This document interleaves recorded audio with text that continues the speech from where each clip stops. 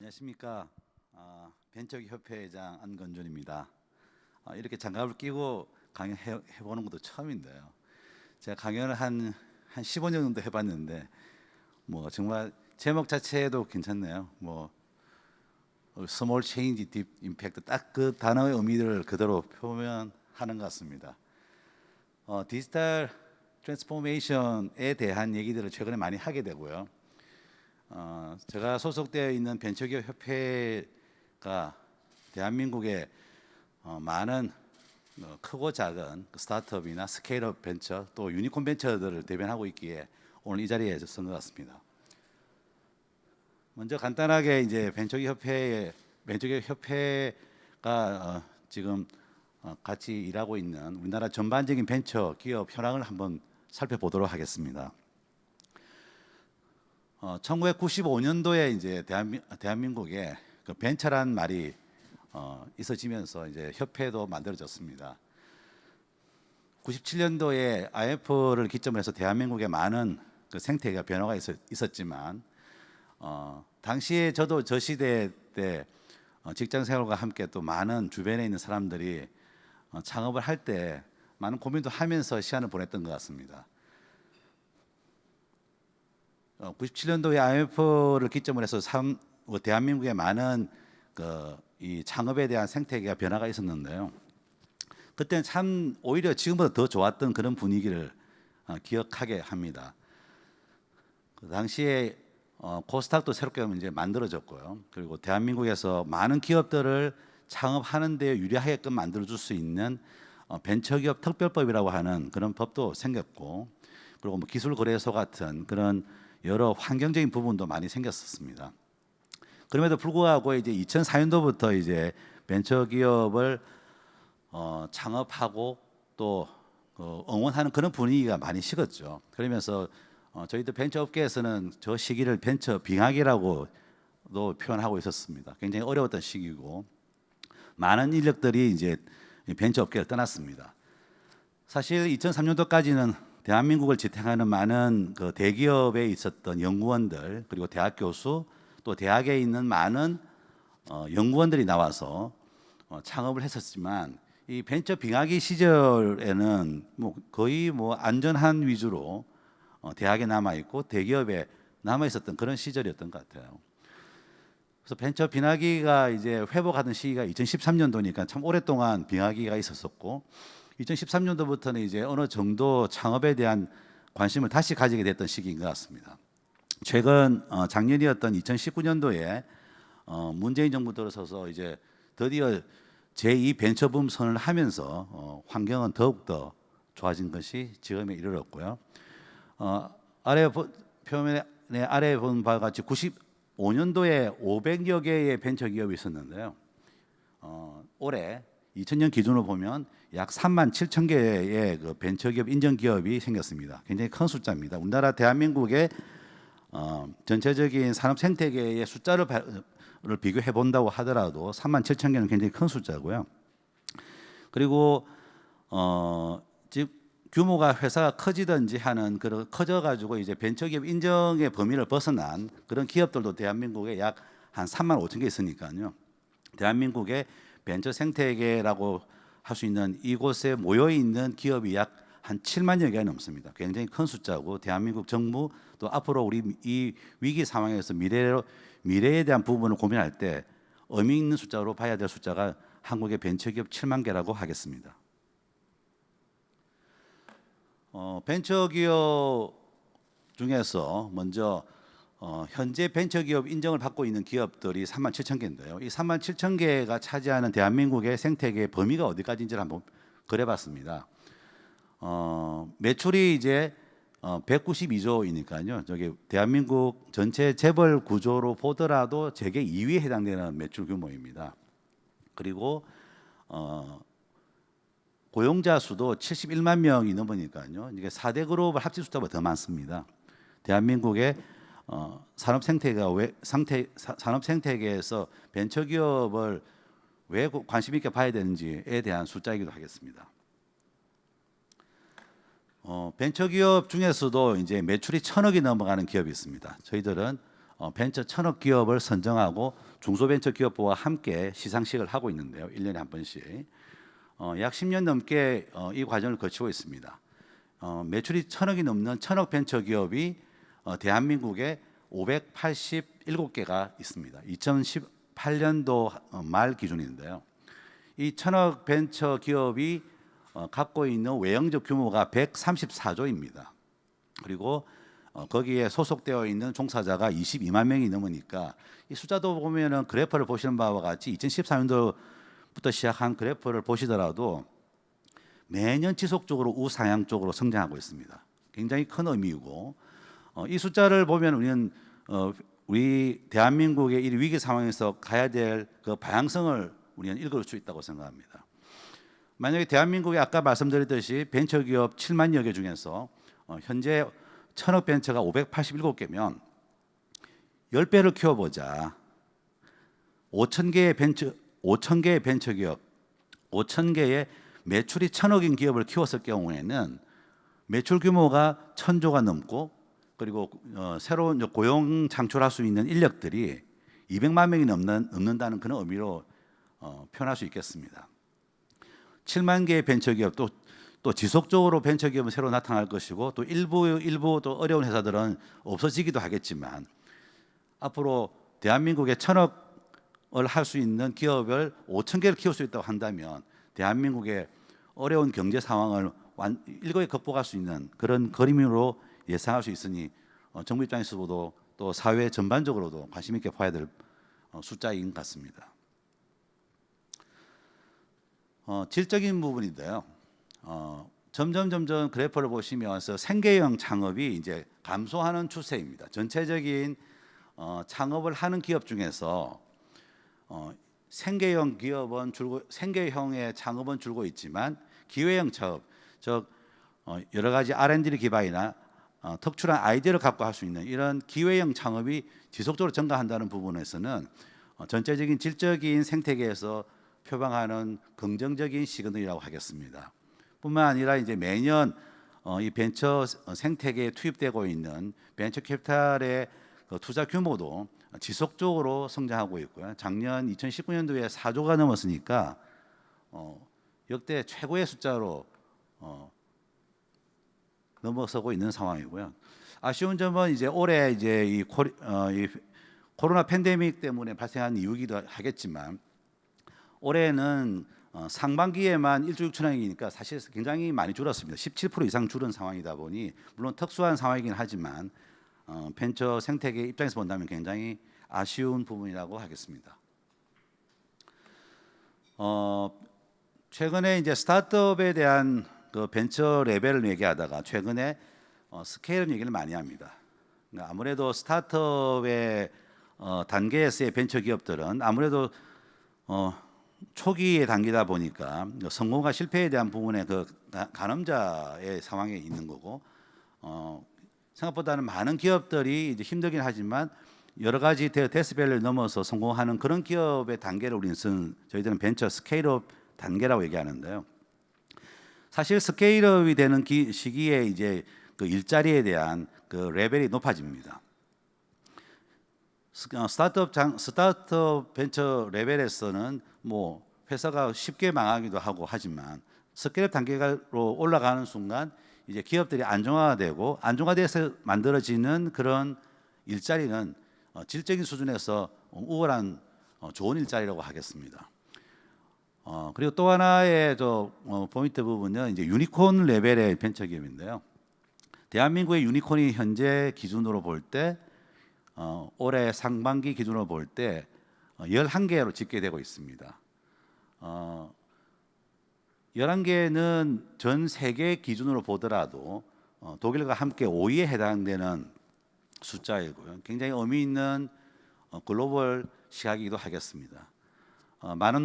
현 정부에서도 많은 노력을 하고 있고 특히 중소벤처기업부에서도 이 숫자에 대한 부분에서는 굉장히 역점으로 보고 지원해주고 있고요. 그런 부분에서는 벤처 생태계 입장에서 본다면 현 정부의 중소벤처기업부의 어떤 역할론에 대해서는 매우 긍정적인 시각을 갖고 있습니다. 이제는 이제 벤처기업에 대한 특징을 한번 살펴보겠는데요. 벤처기업의 특징은 일반적인 대기업, 일반적인 기업에 비해서 높은 R&D 비율을 갖고 있습니다. R&D에 대한 투자가 기존의 그 매출액 기준으로 볼 때 전체적인 숫자이긴 하지만 제조업 세부적인 얘기를 좀 이따 얘기하기로 하고 전체 분야에서의 매출액 연구개발 비율도 보면 대기업에 비해서는 뭐 거의 3배 이상의 차이가 있습니다. 그리고 일반 중소기업에 비하면 뭐 곱하기 2, 거의 뭐 6배, 7배 정도 차이가 나는 거죠.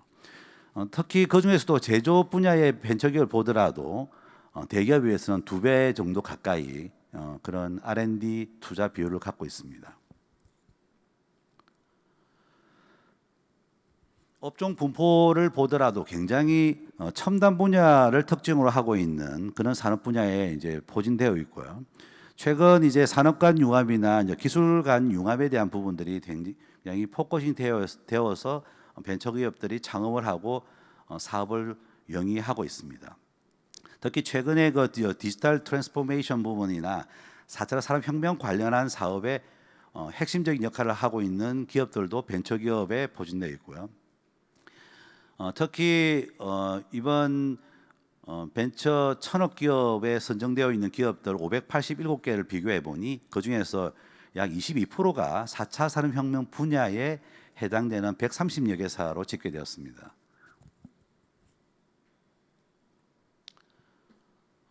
벤처기업의 특징의 그 다음이 이제 기술적인 부분을 좀 나누어서 세부적으로 살펴보면 이 기업들 중에서 이제 벤처기업들의 기업 중에서 그 4차 산업혁명과 관계가 있는 그런 기업들에 대한 부분을 조사해 보니 약 42.6%가 그렇다고 응답했습니다. 사실 전체 벤처기업의 숫자가 한국의 범위에 굉장히 큰 의미를 차지하는 숫자만큼 있는데 여기에서 거의 절반에 가까운 43% 정도 수준의 그 4차 산업혁명과 관련 있는 사업을 하고 있다고 하는 이런 답변도 저도 조사한 결과를 보고 굉장히 놀랐었는데요. 굉장히 첨단에 대응하는 그런 사업 구조를 갖고 있는 부분이 벤처기업 생태계입니다. 특히나 그 신소재 부분이나 IoT, 빅데이터 그리고 새로운 뉴 에너지 부분, 클라우드, 뭐 핀테크나 5G 같은 인공지능 같은 그런 분야에 집중적으로 사업을 영위하고 있습니다. IP, 인텔lectual property라고 하는 산업재산권에 대한 부분인데요. 이 부분에서도 보면 일반 기업들보다 월등한 보유 건수를 갖고 있습니다. 평균적으로 기업당 약 6.2건 정도의 특허를 갖고 있는데요. 숫자적으로 보더라도 굉장히 다양한 숫자와 큰 숫자이긴 하지만 실제 뭐 출원 준비 중인 부분까지 합치면은 거의 약 8건 정도 되는 정말 한 기업으로서 갖고 있는 특허의 숫자치고는 굉장히 크게 성장하고 있고 앞으로 더 성장하고 있는 단계에 있는 걸 알 수 있습니다.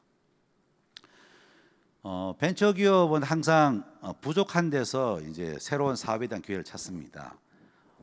사업이 안정적이라고 하면 한국을 대표하고 있는 대기업 생태계들이 다 앞으로도 계속 사업을 독점하고 있겠지만 현재 있는 모든 산업에 대한 구멍은 있기 마련이고 그 구멍을 메꾸기 위해서 이제 벤처기업이 나서고 있고 그런 와중에 창업하다 보니 성공에 대한 부분도 더 높아지는 것 같습니다.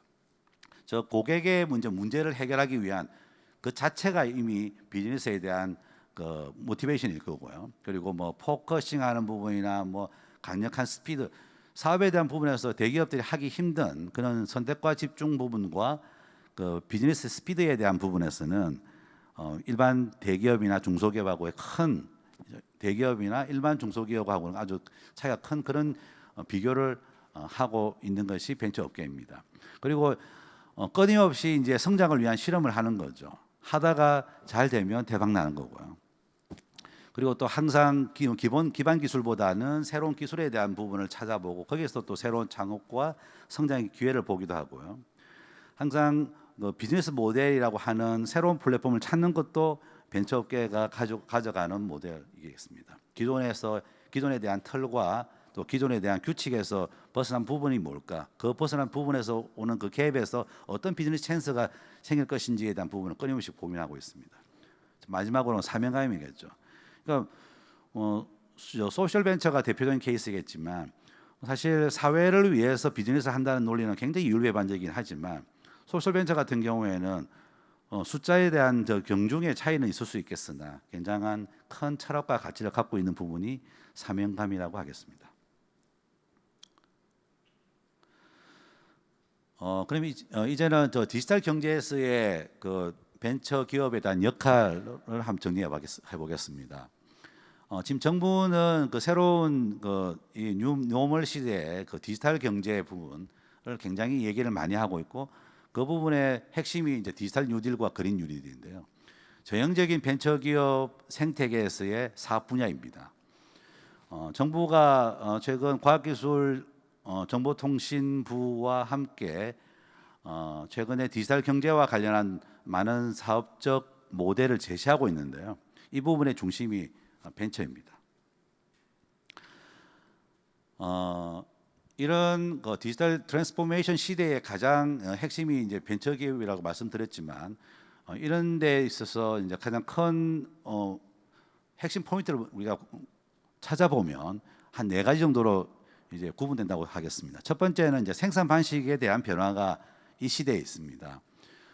과거에도 뭐 자동화에 대한 부분이나 그 생산에 대한 새로운 방식에 대한 논의를 많이 했지만 최근에 이런 자동화의 단계가 완전한 무인화 내지는 완전 자동화 이런 부분에 굉장히 큰 포커싱이 되어 있습니다. 즉 생산 방식에 대한 부분에 대한 급속한 변화가 있고요. 두 번째는 이제 인터넷과의 관계입니다. 뭐 최근에 나오는 이런 디지털 경제 부분에서 인터넷과 연결되어 있지 않은 비즈니스 모델 자체가 아예 전무하죠. 이런 의미에서 볼 때 다양한 제품이나 다양한 서비스가 인터넷으로 연결되고 있는 이런 큰 변화가 있고요. 세 번째는 매출을 발생하는 채널이 굉장히 다양하게 변하고 있다는 사실인 거죠. 과거에 전통적으로 오프라인이었는데 여기에 온라인 그리고 모바일 그리고 IoT 디바이스를 통해 가지고도 굉장히 큰 매출 발생을 하고 있습니다. 이런 변화가 있고요. 마지막으로 이제 수익 모델의 변화인데요. 이 수익도 보면은 이제 과거에는 이제 제품을 사고 또 그에 대한 구매한 그 대가에 대한 지불을 갖다 일정하게 구입과 지불량이 정해져 있는데 지금은 그런 부분들이 굉장히 다양하게 바뀌어 있습니다. 뭐 수익에 대한 부분도 여러 가지 분해가 되어 있고 그리고 비용에 대한 지불 시점도 다양하게 바뀌고 있고요. 그리고 비용을 지불하는 주체도 바뀔 수 있습니다. 대표적인 케이스가 직접 사지 않고 이제 렌탈 비즈니스하는 그런 부분도 여기에 포함되겠죠. 그래서 굉장히 큰 변화가 다양한 방법에서 전달되어 오는 이 과정에 대해서 벤처 업계는 신중하고 긴유하게 쳐다보고 있습니다. 이런 패러다임에 대한 변화가 가장 큰 비즈니스 찬스이기도 하겠죠. 그리고 또 다른 시각이긴 하지만요. 이런 비즈니스를 하는 데 있어 가지고 생각보다는 그 선제적 비즈니스에 대한 부분들을 통해 가지고 성공한 케이스가 되게 많습니다. 뭐 오토 비즈니스나 공유 경제 같은 부분인데요. 사실 뭐 우버나 에어비앤비 같은 회사가 처음에 이런 인더스트리 자체에서 나타났을 때 뭐 다들 뭐 벤처 캐피탈 쪽에서는 말도 안 되는 비즈니스라고 폄하하면서 투자를 하지 않았습니다. 근데 그런 부분들이 지금 불과 10년도 안 된 사이에 우리가 알고 있는 거대한 지금 현재 이런 비즈니스 패러다임을 좌지우지하는 그런 생태계로 만들어지고 완성되어 가는 그런 과정에 있다고 생각합니다. 저는 벤처기업이 이런 비즈니스 모델에 대한 부분에서 새로운 사업에 대한 먹거리를 준비하는데요. 그런 부분은 이제 시장에 대한 속도 그리고 기술에 대한 변화에 맞춰서 좀 빠르긴 하지만 그 빨랐을 때 대신에 실패할 수도 있겠지만 성공했을 경우에는 퍼스트 무버로서의 확실한 결과를 얻을 수 있습니다. 대표적인 케이스가 이제 우버나 이제 뭐 페이스북, 에어비앤비, 뭐 알리바바를 한 4개 정도를 제가 선정해 봤는데요. 자세히 보시면 우버는 택시가 한 대도 갖고 있지 않으면서 세계에서 가장 큰 택시 회사가 됐고요. 페이스북은 자기가 콘텐츠를 전혀 만들 줄 않으면서 세계에서 가장 콘텐츠를 많이 갖고 있는 회사가 되었습니다. 에어비앤비는 방 한 개 없으면서 호텔 하나 없으면서 세계에서 가장 큰 숙박 회사가 됐고요. 알리바바는 재고가 없지 않습니까? 재고가 없는데 불구하고 가장 큰 유통회사가 됐습니다. 이런 남보다는 조금은 다르긴 하지만 좀 더 빠른 시장에 대한 변화를 찾아가는 거, 이게 큰 사업에 대한 기초이기도 하겠지만요. 한편 생각해 보면 이런 벤처기업이 있지만 이런 벤처기업이 기존의 그 대기업들이 현재 이미 전 세계에 굉장히 많은 수십 년간의 대기업 생태계를 조성하고 있었던 대기업들 속에서 이런 벤처기업의 특징들이 결국에는 대기업의 기존 사업에 대한 리스크가 없이 신사업을 테스트 배달할 수 있는 그런 역할을 할 수 있는 것이 벤처기업이다라는 부분에서는 앞으로 벤처기업과 대기업의 실질적 상생을 할 수 있는 그런 좋은 예상 그림이 될 수 있다고 저는 생각합니다.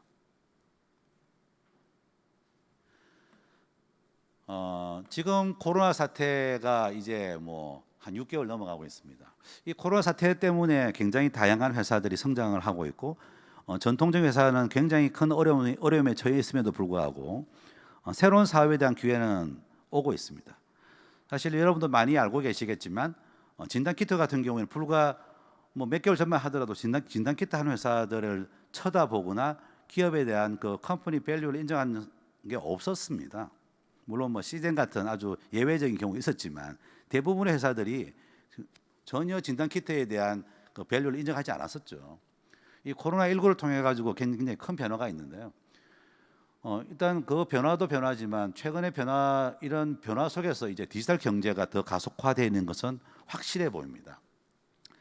일단 인구 구조에 대한 변화는 이제 생산 가능 인구가 점점 줄어들고 있는 상황이고 또 4차 산업혁명에 맞춰서 굉장히 다양한 IT 기업들이 성장하고 있고요. 그런 와중에 이제 코로나19 때문에 발생했던 큰 변화가 이제 비대면 선호의 그런 변화도 생긴 거죠. 그러니까 뭐 나 홀로 그리고 뭐 사회적 거리두기 또 개인 위생 개념이 강화됨으로 해서 생각하는 여러 가지 또 비즈니스 찬스도 생기고 있는 것 같습니다. 그 비대면화 때문에 발생할 수 있는 무인화나 자동화에 대한 관심 또한 커지고 있고요. 마지막으로 디지털화에 대한 관심이 무지 커지고 있습니다. 일단 인더스트리 전체적으로 보더라도 디지털 업무 환경에 대한 투자가 굉장히 많이 나오고 있고요. 대표적인 게 IT 부분에서는 서버용 반도체 수요가 뭐 급증하고 있지 않습니까? 아울러서 IT 서비스업도 마찬가지입니다. 금융 쪽에서는 뭐 핀테크나 뭐 비대면 고객 서비스가 강화되고 있고 여기에 따른 투자가 계속 이어지고 있고요. 유통에서는 오프라인에서 온라인으로 채널이 완전히 바뀌어 가고 있는 상황을 우리가 목격하고 있습니다. 그리고 외식 분야에서는 오히려 뭐 전통적인 오프라인 식당은 이제 굉장히 힘들어지고 있고요. 지금의 뭐 배달 음식 문화나 공유 주방에 대한 관심도 또한 뭐 가속화되고 있습니다. 레저 부분의 비즈니스를 보더라도 뭐 찜질방이나 영화관 같은 이런 밀집 사업 부분은 뭐 지금 굉장히 사양화되고 있는 분위기고요.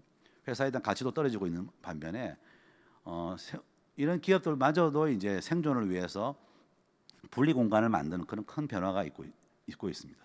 제조 부분에서도 무인화에 대한 그 관심이 굉장히 극대화되고 있는데요. 이런 무인화에 대한 부분은 또 다른 제조 부분에서 또 사업의 기회가 발생하고 있는 것 같습니다. 전체적으로 이제 벤처 생태계는 지금 대한민국에서는 굉장히 큰 그림이 그려져 있고 그리고 속도 또한 굉장히 가파르게 상승하고 있어서 사실 대한민국 벤처 생태계를 전 세계로 비교해 보더라도 그 어떤 나라보다도 좋은 생태계가 만들어져 가고 있는 것은 분명해 보입니다. 문제는 선순환이 돼야 된다는 부분인데요. 이런 부분을 되기 위해서는 한 5가지를 제안드리고 싶습니다. 첫 번째가 신산업에 대한 시장 친화적인 환경을 만드는 것. 사실 뭐 규제의 문제인 거죠. 그러니까 시장 창출을 위해서는 자유로운 시장 진입이 가능한 그런 규제 환경이 만들어져야 되는데 여전히 정부나 입법부 쪽에서의 얘기는 맴돌고 있습니다. 이 부분을 어떻게 극복할 것인지에 대한 정부의 거버넌스가 필요할 때인 거죠. 두 번째는 이제 그 민간 자본에 대한 벤처 투자의 활성화입니다. 결국엔 창업과 회수와 창업하고 그다음에 성장을 하고 다시 회수하고 다시 재투자하는 이런 선순환이 되어져야 되는데요. 이런 부분에 의해서 투자 환경을 정부에서는 많이 만들어 줘야 됩니다. 그리고 또 그런 와중에도 이제 그 기업 주도형의 벤처 캐피탈, 우리 CVC라고 하는 이 코퍼레이트 벤처 캐피탈이라고 하는 이 CVC에 대한 규제가 지금 많이 완화되고 있는 게 최근 얘기입니다. 더 필요하고 더 강력하게 했으면 좋겠습니다. IPO나 M&A 부분도 더 활성화돼야 되겠죠. 그래서 이제 회수 시장이 활성화돼야지 선순환에 대한 부분에 핵심을 이룰 수 있다고 저는 생각합니다. 그리고 벤처 투자에 대한 다양한 정부에서의 그 세대 지원도 필요하고요. 결국에는 정부에서 투자할 수 있는 자본은 유한하고 그리고 그 범위도 정해져 있습니다. 민간 자본의 활성화만이 확실한 생태계 선순환이 완성될 수 있고요. 세 번째는 이제 벤처 스케일업입니다. 스타트업 레벨에 있는 회사들이 많이 있지만 결국에는 회사가 성장 안 하면 의미가 없지 않나요? 그래서 스케일업에 대한 부분이 활성화돼야 되는데 이걸 하기 위해서는 기업이 성장을 해야 됩니다. 기업이 성장을 하려고 돈이 있어야 됩니다. 돈이 있어야 되는데 상장 레벨 이전인 비상장 벤처기업 같은 경우에는 결국에는 자본에 대한 부분이 필요하지 않겠습니까? 근데 자본을 내가 투자받고 싶은데 회사가 성장하면 성장할수록 돈은 더 필요하게 돼 있지 않나요? 근데 지분 문제 때문에 이제 그런 부분에 대한 한계를 느낄 때 그때 차등 의결권 같은 부분이 있다고 한다면 내가 내 지분에 대한 부분보다 내 회사에 대한 지배력을 유지하면서도 회사에 많은 자본을 끌어들일 수 있는 부분이 많습니다. 그 부분의 핵심이 차등 의결권인데요. 이 부분도 비상장 벤처기업에 한해서는 과감하게 풀어줘야 됩니다. 뭐 미국 같은 경우는 뭐 상장사도 그렇게 하는 상황이기도 하지만 아마 사회적 여건이나 사회적 의식 수준에서 생각한다면 고민이 많이 되는 부분이 있습니다만 이 부분에 대한 확실한 그 기준이 서야 될 것 같습니다. 두 번째는 스톡 옵션인데요. 스톡 옵션 부분도 과거에 2000년대 초반만 하더라도 거의 뭐 그냥 다 세금도 없습니다. 지금은 세금 빼고 나면 스톡 옵션을 왜 받아야 하는지 모를 정도 그 수준입니다. 그래서 이런 스톡 옵션 부분도 지속적으로 비과세 부분을 확대해야 되는데 최근에 4천만 원까지인가 이제 비과세인데요. 저희들은 1억 이상 해야 된다고 저는 생각합니다. 그리고 이제 근무하는 근무에 대한 그 유연 근로제 부분도 확대돼야 될 것 같고요. 결국엔 기업도 돈도 중요하고 사업적인 아이디어도 중요하지만 뭐니 해도 인재인 거죠. 사람이 있어야 되는데 그렇게 필요로 하는 그런 우수 인재에 대한 육성이 정부가 같이 고민해야 될 부분이고요. 마지막으로 이 모든 것에 대한 부분이 완성된 한국형 협력 생태계가 필요합니다. 지금은 한국을 지탱하고 있는 또는 한국을 대변하거나 자아하고 있는 것이 대기업 생태계이지 않습니까? 근데 그 대기업 생태계가 한계에 봉착되어 있는 것은 이미 수년 전 얘기입니다. R&D 기업부터 벤처 기업과 대기업의 실질적인 수평적 상생을 한다면 대한민국의 그 세계 어디에도 부럽지 않는 그런 한국형 협력 생태계가 될 것으로 저는 확신합니다. 이 DX라고 하는 디지털 트랜스포메이션 시대에 대표적인 성공 회사를 한번 뽑아봤는데 한 4개 정도 뽑아봤습니다. 첫 번째가 스타벅스인데요. 스타벅스는 원래 오프라인에서 이제 커피를 판매하던 회사였습니다. 지금은 모바일 기반으로 해서 사전에 모바일에서 이제 커피 주문을 하고 바로 가서 커피를 인도받을 수 있는 그러니까 IT 기술에 대한 이해도를 접목한 그런 성공 사례인 거죠. 두 번째는 마이크로소프트인데요. PC 운영 체계만 공급하다가 지금은 그런 운영 체계와 여러 가지 소프트웨어 부분을 이제 클라우드 쪽에 올려서 이제 공급하는 그런 사업을 하고 있고요. 카드사를 대표하고 있는 마스터카드 같은 경우에는 단순 신용카드 사업을 넘어서서 이제 결제나 데이터 사업으로 이미 변하고 있습니다. 나이키 같은 경우에는 단순한 신발이 아니라 이제 고객에 대한 그런 채널을 확대하고 특히 이 운동에 관련된 커뮤니티 형성을 갖다 기반으로 해가지고 새로운 밸류 체인을 만들고 있는 거죠. 이게 나이키입니다. 대한민국으로 보면은 이제 최근에 이제 마켓컬리가 있는데요. 마켓컬리는 이제 재고 관리나 이제 배송에 대한 최적화, 물론 빅데이터를 기반으로 하고 있는 그런 부분을 통해 가지고 이제 성공한 케이스고요.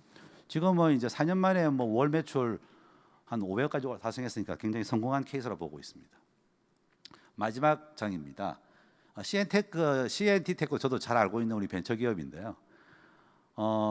콜센터에서 이제 뭐 KFC나 버거킹 같은 데서 주문을 받습니다.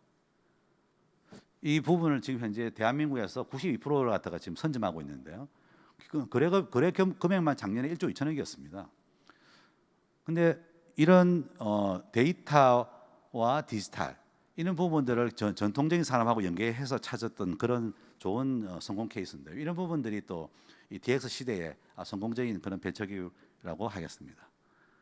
이상 짧게 정리해봤습니다. 감사합니다.